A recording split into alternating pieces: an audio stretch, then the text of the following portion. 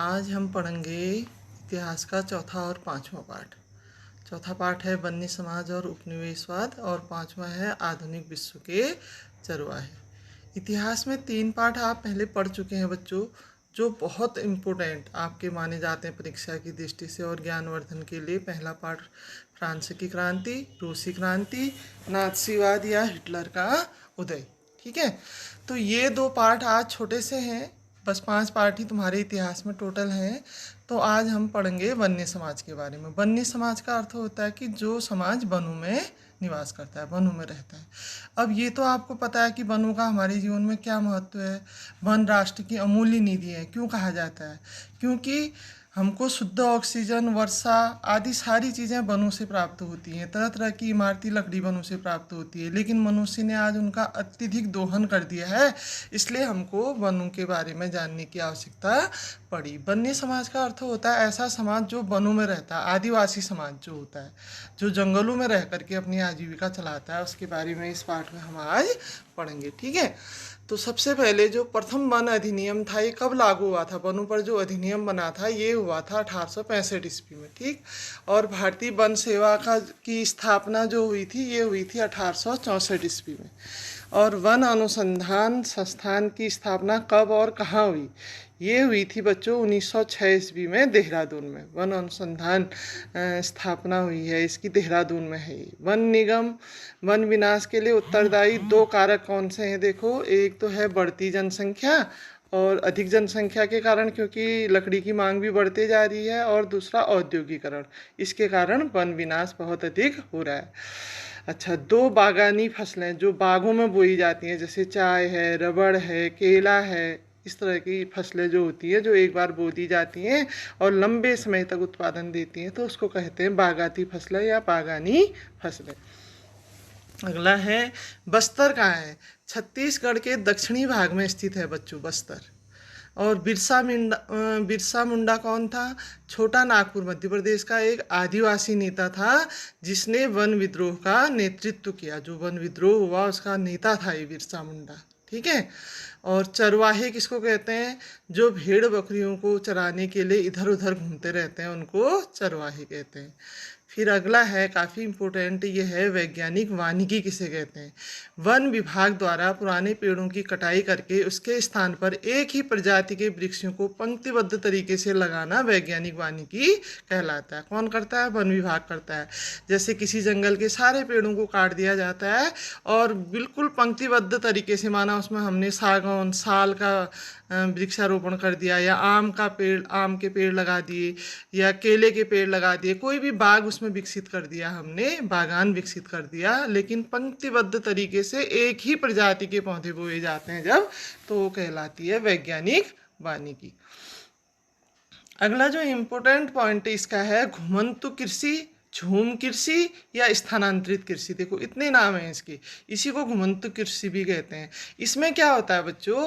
घुमंतु जाति का मतलब तो आप जानते हैं, घुमंतु या खानाबदोश भी उसको कहा जाता है, जो अपनी आजीविका चलाने के लिए घूमते रहते हैं एक स्थान से दूसरे स्थान में, अपने परिवार, बच्चे, सब सामान लेकर के, अपने गाय भैंस, कुत्ता बिल्ली जो भी पाला होता है सबको लेकर के स्थान स्थान पर घूमते रहते हैं, तो उनको घुमंतु या खानाबदोश लोग कहते हैं। उनका कोई स्थायी घर या गांव नहीं होता है। तो इसी तरह से ये जो कृषि होती है, इसमें भी क्या होता है कि जंगल के किसी भाग के सभी पेड़ पौधों को काट दिया जाता है, कुछ समय बाद उसको जला करके उसकी राख को मिट्टी में मिला दिया जाता है और उसमें मोटा अनाज बोया जाता है, जैसे मडुआ और बाजरा, ज्वार, भट्ट। पहले ज़माने में हमारे यहाँ इसको कहते थे इजर खाड़ना, इजर खाड़ने जाना है कहते थे ना। तो जंगलों को मांगे जब बनाते हैं तो उसको काट करके उसके पेड़ों को जला करके उसमें फिर मोटा अनाज बोना, ये कहलाता है घुमंतु कृषि या झूम कृषि या स्थानांतरित कृषि। ये बच्चों पर्यावरण की दृष्टि से बहुत अधिक हानिकारक है। देखो पेड़ काटना तो वैसे ही इतना हानिकारक है, फिर इसमें तो पूरे जंगल ही साफ कर दिए जा रहे हैं। तो इसलिए सरकार ने इस कृषि पर रोक लगा दी है, क्योंकि कुछ ही वर्ष वहाँ पर कृषि की जाती है, फिर जब उसका उपजाऊपन कम हो जाता है तो वही प्रक्रिया फिर दूसरे स्थान पर जाके करते हैं।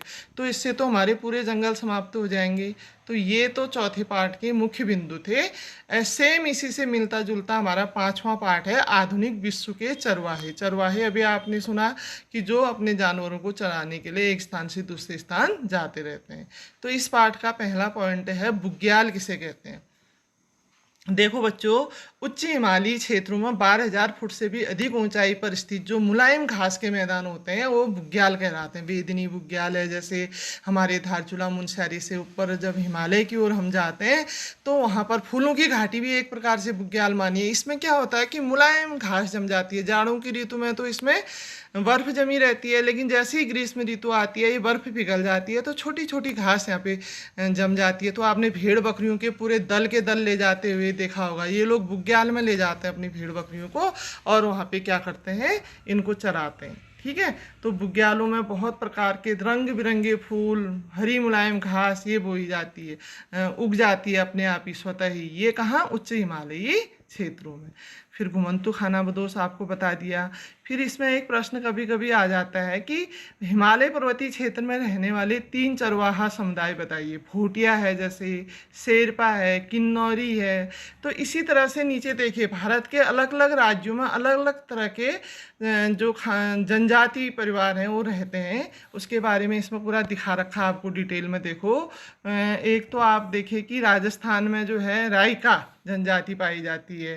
राजस्थान में देखो यहाँ पे दिख रहा है ना आपको, मारू पाई जाती है। और भील, भील के बारे में आपने सुना है। देखो, जब रामचंद्र जी जंगल में जा रहे थे तो सरयू नदी पार किसने कराई उनको, केवट ने। केवट क्या था, एक भील था। ठीक है, और उसके बाद गुज्जर और बकरवाल जो जातियां हैं, गुज्जर जाति जनजाति और बकरवाल, ये जम्मू कश्मीर में पाई जाती है।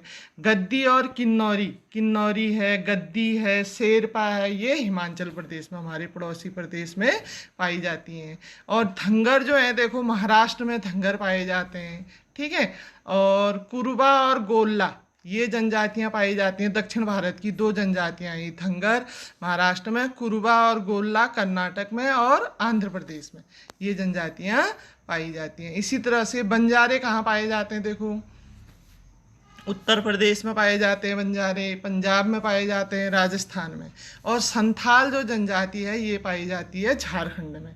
तो इस प्रकार से जंगलों में रहने वाली जो जनजातियां हैं, देखो भूटिया जनजाति हमारे उत्तराखंड में, शेरपा भूटिया तो आप लोग जानते हैं। देखो आज इन्होंने इतनी उन्नत कर दी है कि बहुत ऊंचे ऊंचे पदों में ये हैं। हमारे विद्यालय में भी, शिक्षक समुदाय में भी इसमें है। देखिए, तो ऐसे ये सोचो कि पढ़ाई लिखाई करके इन जो जनजातियां थी जो जंगलों में निवास करती थी और तरह तरह के पशु पक्षी पशुपाल करके अपना जीवन निर्वाह करती थी, आज शिक्षा के बलबूते पे ये बहुत आगे पहुंच गए हैं। इसी तरीके से अफ्रीका भी एक हमारा महाद्वीप है, वहाँ पर भी कुछ चरवाही समुदाय पाए जाते हैं। कभी कभी 1 नंबर का प्रश्न आ जाता है कि अफ्रीका के चरवाही समुदाय कौन कौन से हैं, तो उसमें 4 समुदाय इसमें दे रखे हैं। नंबर 1 है मासाई, बेदुइन्स, सोमाली और बोरान। तो इस प्रकार बच्चों आपका इतिहास के 5वें चैप्टर पूरे हो गए। मेरा विश्वास है कि आपको अच्छे से समझ में आए होंगे और इसको ध्यान से आप देखेंगे। और शुरू के जो 3 पार्ट हैं वो तो बहुत ही महत्वपूर्ण है परीक्षा की दृष्टि से भी और ज्ञानवर्धन के लिए भी। ठीक है, धन्यवाद।